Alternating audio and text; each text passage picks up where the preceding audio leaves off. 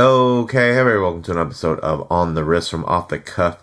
Today we have a little revisiting for you from two actual quartz watches, solar quartz at that, on the more affordable side that I enjoyed earlier this year. And I thought I would kind of put them side by side because they actually have a lot in common. Although the price points are quite different, even though they are both from Seiko. So I thought, hey, why not get these pieces on here, kind of give you a look. Oh, this is just not aligned. Now it is. So now, so you guys can be less upset by that. All right. Now, we're looking at these two Seiko watches. One of them is the Prospex SBDJ061. That's the JDM nomenclature, or the international nomenclature. If you're outside of Japan, would be the SNE595. On the right-hand side, we have this JDM only solar limited model, the SZEV014. Now, both of these were actually sourced through Sakura Watches. I'll leave a link down in the description, as well as the code right here that you guys see, which is ABROS3P25 for a 3% discount on all Casio, Seiko, or Citizen watches. So, definitely do that. In terms of the price point, though, the watch on the left, the Prospex model on bracelet with Sapphire and all the goodies, is normally an MSRP of $525. You can currently get it for $334 via Sakura, and that is before discount.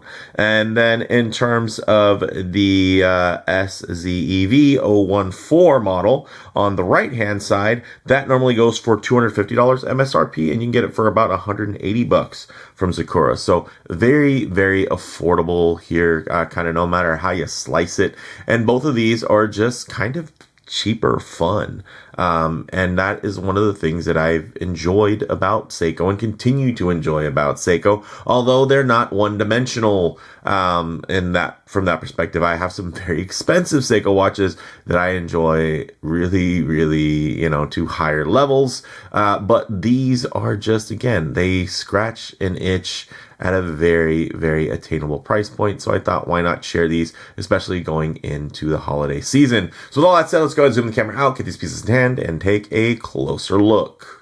Okay, guys, now to start off, the full reviews of each of these models, of course, has already been on the channel. So if you want in-depth on either of these, check the channel history. I'll try to leave the links here at the end of the video. But although these are quite different in terms of, honestly, the offering that, okay, this one, of course, is going to be in their Prospex line, and it's going to have a sapphire and, again, bracelet and all the goodies, whereas this one is going to have a mineral crystal and only 100 meters of water resistance. Still does have a screw down crown, which is very nice, and its bezel doesn't click or anything like that. It doesn't have a lumed pip. This one is definitely more kind of on the fun side. They have a lot in common. They have the same Seiko Solar V157 movement, as well as them also having similar dimensions at just 41 millimeters. And I think that is a bit of a sweet spot. So, I thought, why not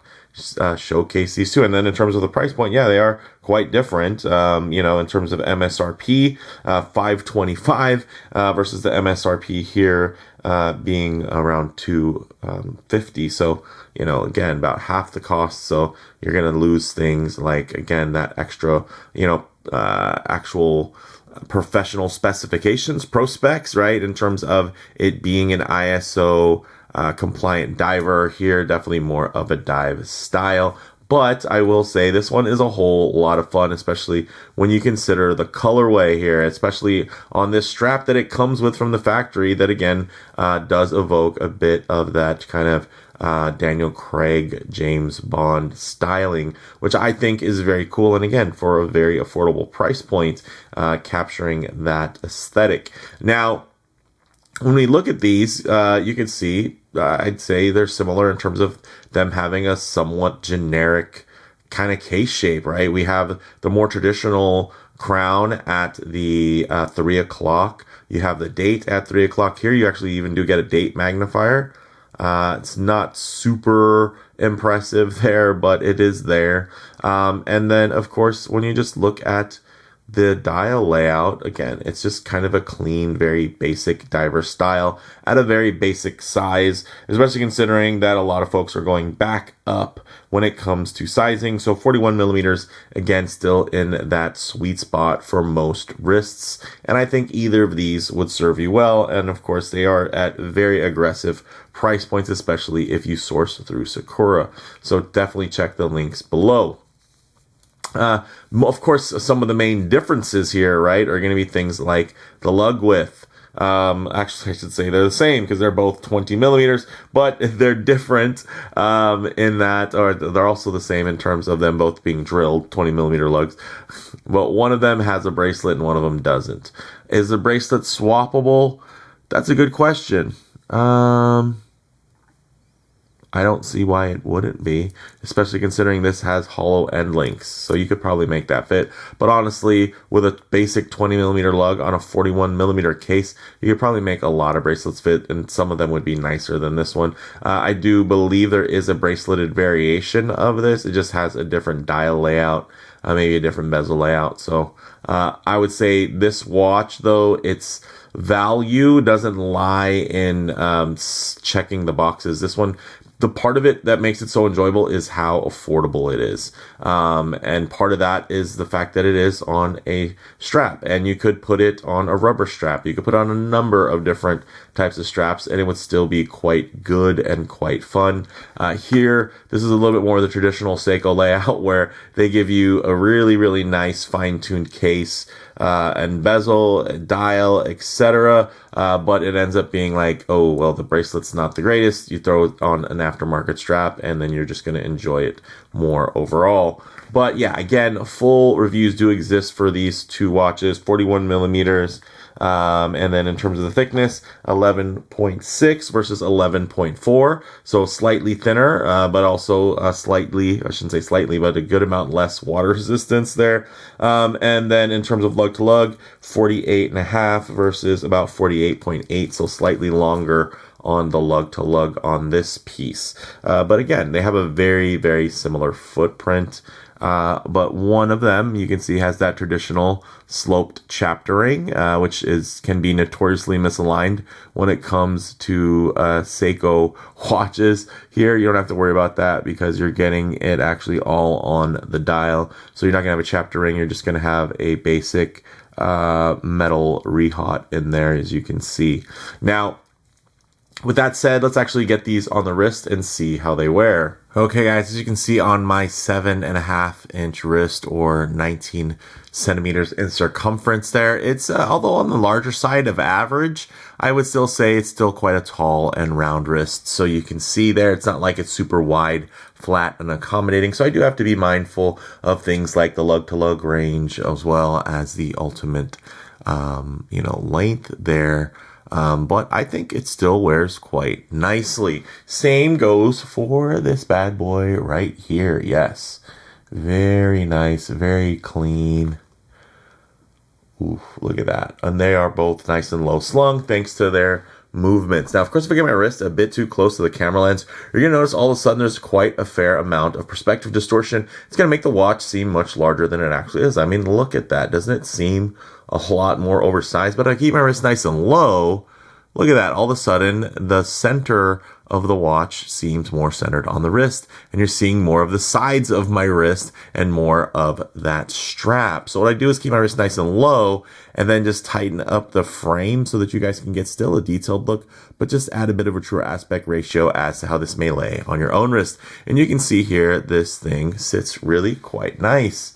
And so does this. Very nice. Again, falls within that kind of full-sized range without feeling oversized at all. So I do quite enjoy that. And again, if you want more details on either of these watches, guys, you're going to see the full reviews here in the channel history. But for those of you that just tuned in for this quick little comparison, I thought, why not just get every angle? So with that said, we'll get these off the wrist, set up for some Lume shots, the light transition, and closing thoughts. Okay, we'll go ahead and hit the lights here. All right, now you can see not all Lume from Seiko is created equal. Check that out. Of course, the Prospex watch is going to give you that Prospex level glow, whereas this little limited edition is a lot of fun, but quite dim by comparison. And of course, comparing a diver style to a dive watch is going to yield similar results 9 times out of 10.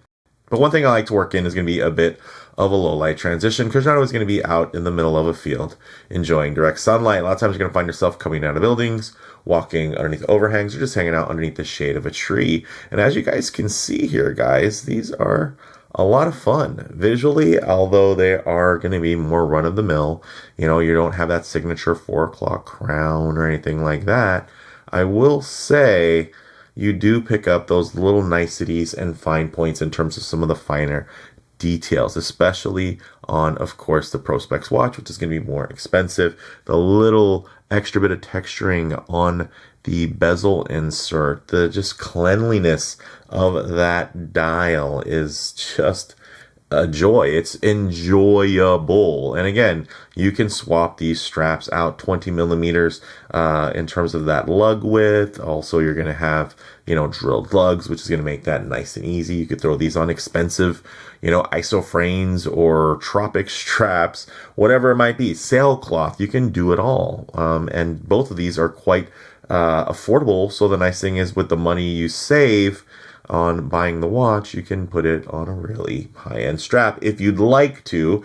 And, you know, at the end of the day, out of either of these options, you're still getting a Seiko, right? A watch that has lineage that ties all the way back to what? 1880, what was it? 1881? Come on, this is, you know, vertically integrated, you know, this is a brand with horological significance, especially within the dive watch segment, and then within the quartz watch segment, right? And even in terms of solar powered movement. So there's a lot of that line up here really, really well. And I dig that. So I thought, hey, why not share some affordable pieces, and not only just share them, reshare them with some follow-up. Yeah, these are watches that I do have fun wearing, and that my kids, my 2 boys, they see these things. They always know that the time is going to be good on them. They're quick to nab these pieces as well. And you can see they're holding up really, really well, especially at the price point. So for me, guys, since this is just a little bit of a comparison, you know, I don't have like the full-on formal closing thoughts, but I'll leave you with this.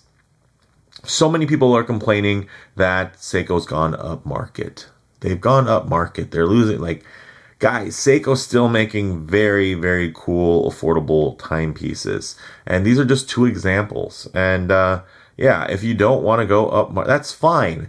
But also remember, sometimes, are you really a Seiko fan, or are you a cheap watch fan? Because if you're a cheap watch fan and yeah, you're discovering all the goodness that Seiko has to offer, you're going to find that they have some very expensive models that are not cheap. And this is not a new development, guys. If you've been collecting for a long time, you'll know that there have been watches upwards of $2,000, $3,000, $4,000 that were not Grand Seikos for 20 years. This is not, again, a new development. It is new news to folks that were, you know, catching a lot of, you know, good market in terms of timing, right? Picking up things like really overly produced watches that had been running for 15, 20 years of production. And we were able to take advantage of the yen exchange rates, right? Buying JDM SARBs and Alpinists at really, really discounted prices that were way below MSRP. Same goes for even some of the USDM models, right? Like the SKX lines. They, again, produced for years and years and years with an abundance of inventory, to include gray market inventory that's not regulated in terms of its, you know, in terms of their price points. So yeah, there was a little bit of a sweet spot where a couple of models were just insane value propositions. But the Seiko brand, if you look at it historically, guys, it's never really set out to be the cheap alternative to anything. You know, when you think about their original dive watch, they were not the cheapest dive watches you could buy. And they've never really tried to sell an image of things being cheap. Again, there's just been a couple of models for cheap watch lovers that they've really gravitated towards. They've always been a brand about innovation and offering professional specifications, hence Prospex, right?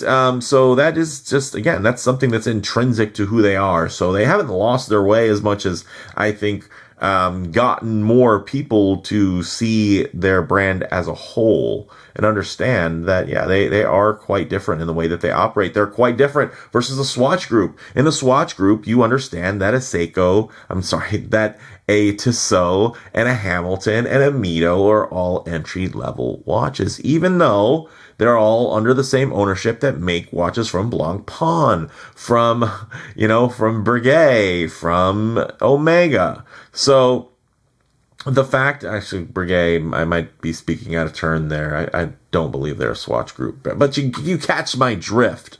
Nobody's mad that a Tissot isn't giving you Omega goodies, but I will say there's plenty of people who seem to be just not thrilled with the fact that a Seiko 5 doesn't give you grand Seiko qualities. And it's just one of the unfortunate pieces of the fortunate thing that makes Seiko so different, that they do offer you, again, a wide array from entry level all the way up to exclusive hot horology and luxury pieces. So yeah, I mean, if any other brand out there did that, let me know.